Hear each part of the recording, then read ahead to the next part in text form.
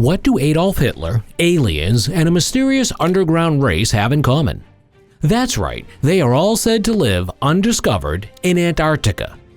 Officially, the eternal ice of the South Pole is home only to the freezing cold, a few researchers, and maybe a few penguins. But unofficially, the frosty continent also hides a number of incredible secrets that are shattering our worldview. Some researchers are firmly convinced that Antarctica was once home to a lost high-tech civilization, while others believe that things are hidden here that are literally not of this world. But what is there to all these adventurous theories and stories? How can it be that we see Antarctica on maps that were created many centuries before it was discovered? And above all, what creatures are hiding in this mysterious cave? A trip to Antarctica is always a great idea, and you two are just a few mouse clicks away from setting off for the world's largest ice desert. What used to be a months-long arduous journey that often ended in death from the cold is now a more cozy trip on the living room couch at home. If you want to marvel at the gigantic expanses of Antarctica these days, all you have to do is open Google Earth. But digital world travel has also brought many unexpected, not to say disturbing, discoveries to light. Let's take a look at King George Island, for example.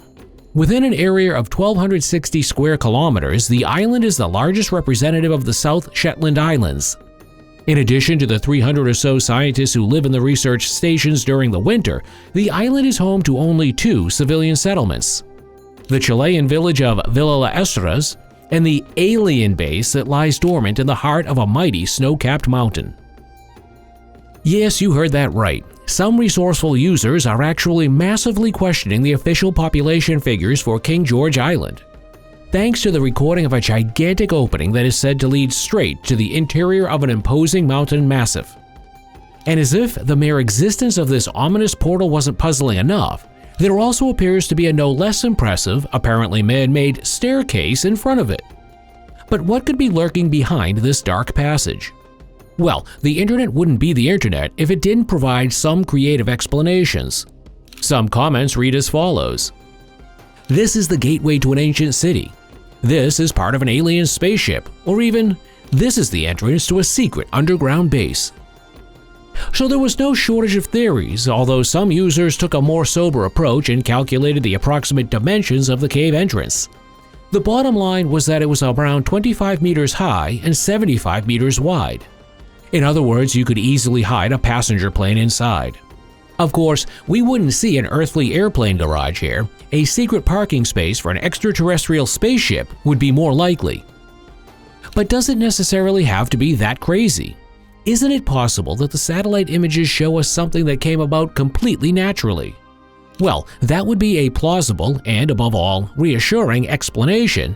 And yet there are 2 aspects that raise major questions in this regard. On the one hand, there are the aforementioned steps. Puzzlingly, these appear much darker than the rest of the landscape, and it almost seems as if they are made of stone. No less strange is what we only see when we take a closer look at the photo. Are those actually footprints? Who or what has walked into the frosty cave and then left it again? And what's the story behind the fact that the entrance regularly disappears? The gateway was first discovered in a photo in 2007, but a short time later, it vanished into thin air, only to reappear soon afterwards. In fact, the strange interplay was then to be repeated once again. But how can this be explained? Perhaps the old snow melts, a new layer falls, the wind blows it away, and the cycle begins anew. And yet the supposed steps that seem to lead deep into the cave leave at least a few remaining doubts. The coordinates of the cave can be found quickly online, and perhaps you'd like to take a closer look at the mystery on Google Earth yourself and tell us what you think. These maps raise big questions about the official histography. A quick search shows Antarctica is less explored than Mars. No wonder, since we only discovered the eternal ice a good 200 years ago. It was a certain Edward Bransfield who was the first person in history to set eyes on the Antarctic Peninsula in 1820. But is that true? Or to put it another way, how much does the official version tally with the strange maps of the past?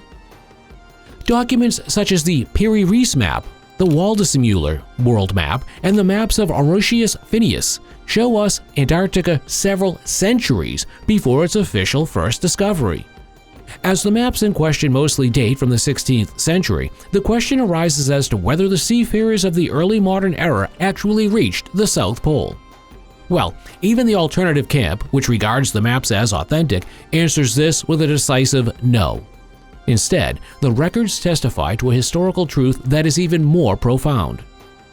In order to understand the basic conviction of controversial researchers such as Graham Hancock and Company, we must first understand that the Antarctic maps are supposedly based on other, significantly older documents.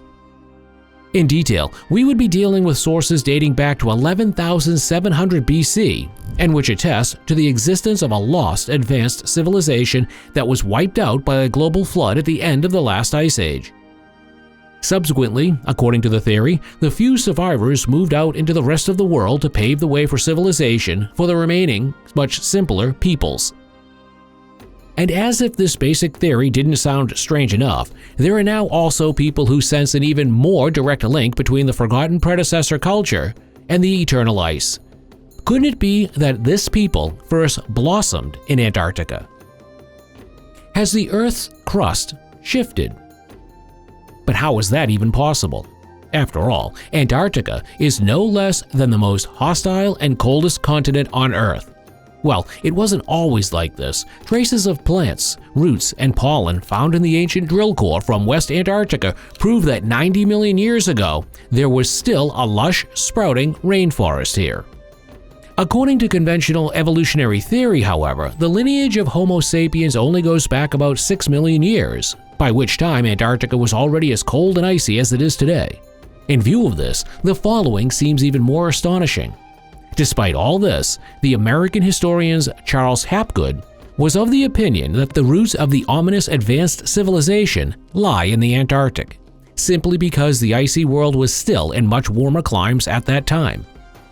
The bottom line is that Hapgood believed that the prehistoric high-tech people fell victim to the shifting of the Earth's crust. Basically, we could imagine the Earth's crust as a very loose orange peel, and while it shifts, the actual fruit inside remains intact.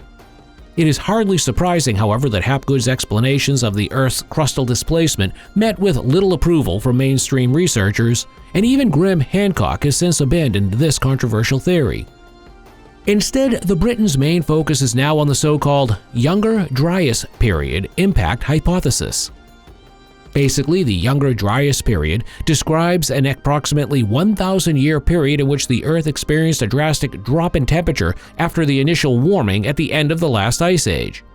Hancock and his brothers in spirit attribute this relapse into frosty patterns to the explosion of a meteorite in the atmosphere, which triggered widespread forest fires and a destabilization of the ice sheet. The associated rise in sea levels ultimately triggered a global cataclysm that put an end to the much-cited advanced civilization. For Hancock, there is no question that the consequences of this development meant a drastic upheaval not only for humans, but also for the animal world. The Briton is quoted as follows: "In the 1,000 years that followed, the entire megafauna of the Ice Age died out. Whether saber-toothed tigers, woolly mammoths, or giant sloths, they all disappeared within this time window. And of course, they did not die out for no reason. It was the cataclysm of the Younger Dryas period that wiped them out. So we have the epoch in which this megafauna disappears. But then, 11,600 years ago, the Earth warmed just as rapidly and dramatically as it had previously cooled. We are dealing here with a temperature rise of 10 degrees within a few centuries. There was another collapse of the ice sheet, and again, huge amounts of meltwater flowed into the oceans. This could theoretically have been caused by a sudden burst of solar activity, but I personally don't believe that." According to him, it is fundamental that we recognize the connections between the devastating natural disaster and our own history. The parallels between the time of the flood and the oldest cultural traces of our ancestors are striking, to put it mildly. For while the warming caused by the meteorite explosion began around 11,600 years ago, the roots of Göbekli Tepe in Turkey go back to the 10th millennium BC. And then there is the matter of Atlantis. According to Plato, the legendary island kingdom perished around 9600 BC. And regardless of whether we take the ancient Greek story at face value or not, at its core it perfectly reflects the basic conviction of Hancock's camp. Many thousands of years ago, there was a highly developed civilization that fell victim to a brutal natural disaster. And now, we hope that the subscribe button will fall victim to your click. Press subscribe now and never miss a new video again.